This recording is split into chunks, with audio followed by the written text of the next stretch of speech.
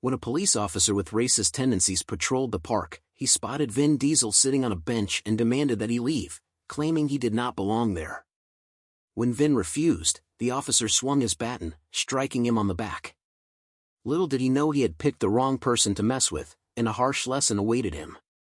Bryant Park, located in the heart of New York City, was an ideal spot for people to relax after a long day of work. This afternoon, the park was bustling yet retained its signature calm. Young people gathered around the lush green lawns, chatting animatedly. Families strolled with their children, and older individuals walked leisurely, savoring the fresh air. The gentle chirping of birds blended harmoniously with the rustling of leaves as the wind passed through the towering trees. Vin Diesel sat alone in a quiet corner of the park where few people ventured. He wore a light gray hoodie, the hood pulled low over his face, and a pair of large sunglasses. He didn't want attention, only a few peaceful moments to unwind after his grueling workdays. The bench he occupied was near a paved pathway and next to a small fountain, where the sound of trickling water created a soothing atmosphere. Not everyone, however, was pleased with Vin's presence. Not far away, Officer Parker was patrolling the park. Known in the Midtown Manhattan area not for his dedication or integrity but for his frequent discriminatory behavior and abuse of power, Parker often targeted individuals he deemed out of place in public spaces like Bryant Park. When Parker spotted Vin Diesel sitting on the bench, he immediately felt uneasy. Vin's hoodie and sunglasses made Parker think of troublemakers. "That guy doesn't look like he belongs in the park," Parker muttered, gripping the baton on his belt tightly. "He's definitely up to no good." With that thought, Parker began walking toward Vin Diesel. His steps were heavy, his polished black boots scraping against the brick pathway, producing a sound as abrasive as his demeanor. Passers-by couldn't help but notice Parker's commanding presence as he made his way toward Vin, his expression cold and stern. "Hey, you!" Parker barked, his voice cutting through the park's tranquility. "What are you doing here? This park isn't a place to lay around all day." Vin slowly lifted his head, his calm eyes hidden behind the sunglasses. He removed them, his gaze meeting Parker with an unwavering calmness. "I'm just enjoying the park," Vin replied, his deep voice steady. "Is there a problem?" Parker sneered, his lip curling into a contemptuous smirk. "People like you don't belong here," he said with a sneering tone. "Get up and leave before I make things worse for you." Vin maintained his composure and responded, "I don't believe I've done anything wrong.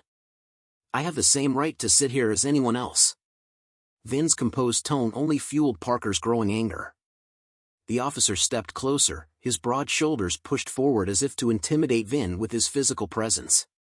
"Who do you think you are to talk back to me?" Parker growled, his hand tightening around the baton, his eyes flashing with irritation. Parker stood there for a moment, seemingly waiting for Vin to bow to his authority and comply. But Vin didn't move. His gaze stayed fixed on Parker's face, his silence speaking volumes. To Parker, it was as if Vin was daring him to act. Unable to control his temper, Parker drew his baton from his belt, raised it high, and struck Vin hard on the back. The heavy thud of the impact startled nearby onlookers. A few people stopped in their tracks, their faces etched with shock. Vin leaned forward slightly from the unexpected blow but quickly regained his posture. His full frame slowly rose from the bench, his towering figure now casting a shadow over Parker. As Vin turned to face the officer, his eyes burned with steely resolve. The calmness that had been in his gaze moments earlier was replaced with an intense and unwavering determination. Parker stood his ground, refusing to back down. He smirked, attempting to maintain his arrogance. "What are you going to do now?" "Hit me back?" he said mockingly. Onlookers began to gather, some pulling out their phones to record the escalating situation. The tension between Vin and Parker seemed to make the air around them heavier. Vin remained silent, but his expression spoke volumes. He wasn't afraid, nor did he falter. His composed demeanor left Parker even more uncertain. What had started as a minor confrontation now drew the attention of the entire corner of the park. Parker looked at Vin Diesel with unmistakable anger in his eyes. Vin's calm demeanor felt like a direct challenge, especially as people around them began to notice the situation. Taking another step forward, Parker's voice grew sharper as he repeated his demand for Vin to leave the park. You've got no business here. Don't make things harder for yourself. Vin stood firm, his posture straight and unwavering. I have as much right to be here as anyone else, he replied, his voice steady and resolute. His words carried no hostility, only a simple and undeniable assertion. The gathering crowd started to grow larger, with some quietly pulling out their phones to record what was happening.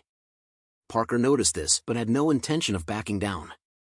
Instead, he felt the need to assert his authority even more, gripping his baton tightly. He suddenly pulled it from his belt and swung it toward Vin. Vin reacted quickly, stepping back to dodge the strike. His movement was precise and controlled, showing no aggression. Parker, thrown off balance by the force of his own swing, paused briefly to steady himself. He didn't give up, however, and moved closer, raising the baton again as if preparing for another attack. Before Parker could strike again, Vin raised his hand, grabbed the baton firmly, and pulled it away. The baton slipped from Parker's grip in an instant, and Vin tossed it aside. The crowd began murmuring, with some gasping in shock while others looked at Parker with visible disapproval. Parker stepped back, now unarmed, his face flushed with a mix of anger and embarrassment. Vin said nothing more, standing still and meeting Parker's gaze directly, making the officer visibly uneasy. The situation continued to draw more attention, and whispers rippled through the growing crowd as Parker struggled to regain his composure. 2 other police officers arrived on the scene. They approached quickly, their eyes scanning the scene before them. One officer, Blake, moved closer to Parker, while the other officer, Martinez, turned to the crowd to gather information. Blake noticed the baton lying on the ground and then looked at Parker. "What's going on here?" he asked, his tone calm but authoritative. Parker, still trying to maintain some semblance of control, pointed at Vin. "He attacked me. I told him to leave, but he refused and took my weapon." Blake turned to Vin Diesel, his expression neutral but inquisitive.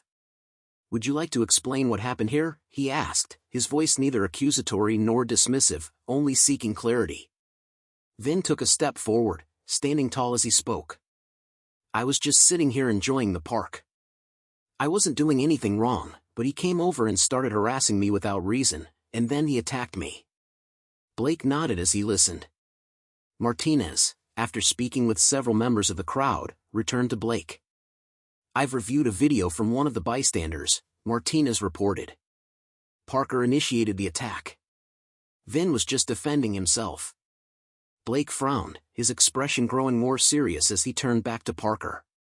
"If this is true, then you've clearly crossed the line," Blake said firmly. Parker stammered, trying to come up with an excuse.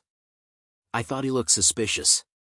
I was just doing my job," he mumbled, but his words carried little weight in the face of the clear evidence presented by the video Martinez had reviewed.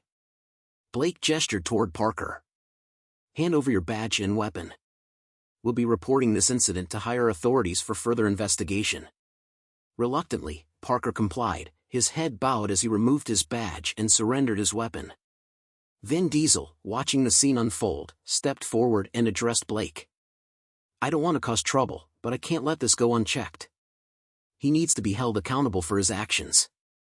Blake nodded in agreement. "We'll handle this fairly. Thank you for your cooperation."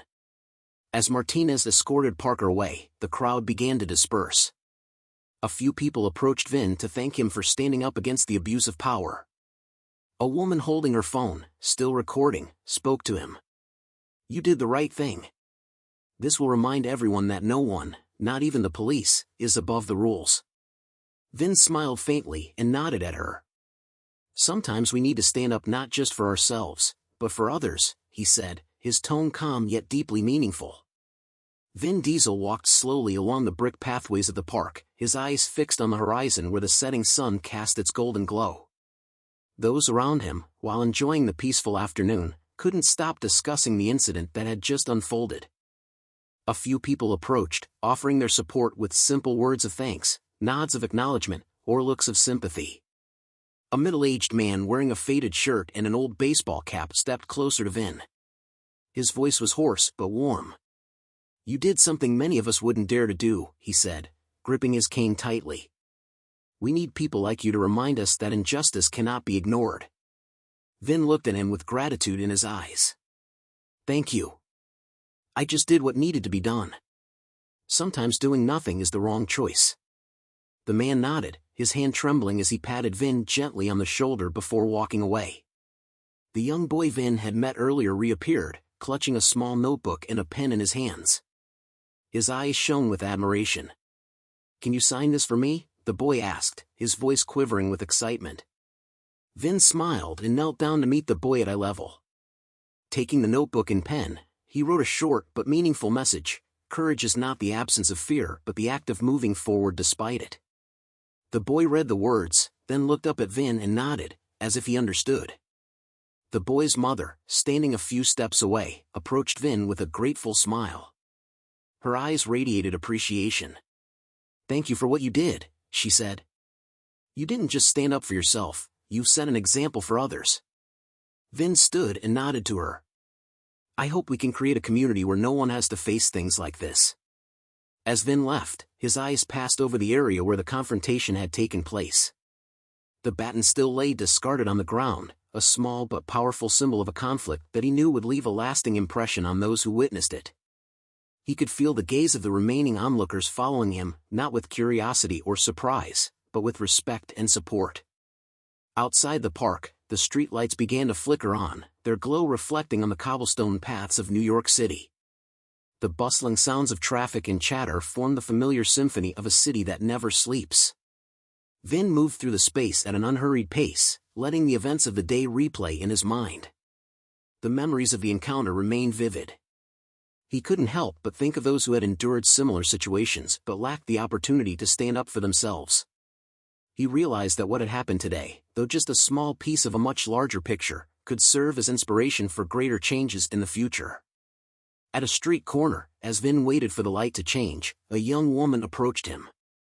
She explained that she had recorded the entire incident and wanted to share the video on social media.